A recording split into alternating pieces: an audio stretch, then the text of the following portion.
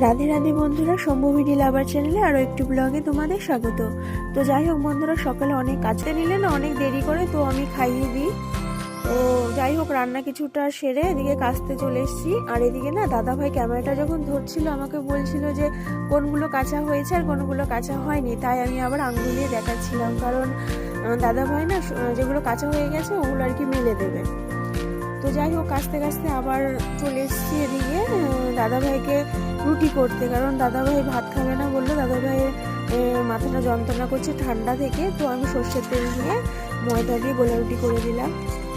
তো তারপরে কাছাকাছি জেনে থাকো, অবশ্যই কমেন্ট করে বলবে। তো বন্ধুরা, তোমরা কে কি বলো জানি না, আমাদের এদিকে এই বিস্কুটগুলোকে লম্বু বিস্কুট বলে। আর এদিকে সন্ধ্যাবেলায় দাদাভাই গজা আর মিষ্টি নিয়ে এসেছিলো। তো মিষ্টি আমি খাই না, খেজুরের গুড়ের এই শীতকালে যে গজা পাওয়া যায় আমি ভীষণ পছন্দ করি। তো দাদাভাই নিয়ে এসে দিয়েছে, আমি কয়টা খেয়েছি। বন্ধুরা দেখো, তোমাদের দাদাভাই আমাকে চা করে দিল। এটা কে বলবে চা? হ্যাঁ, ক্যামেরায় অনেকটা সাদা লাগছে, কিন্তু এতটা সাদা হয়নি। দেখে মনে হচ্ছে এটা পুরো দুধ।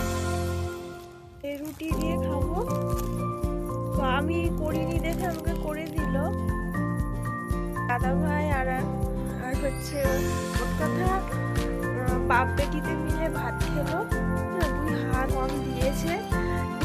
মনে হচ্ছে কি ওটা দুধ, চা মনে হচ্ছে।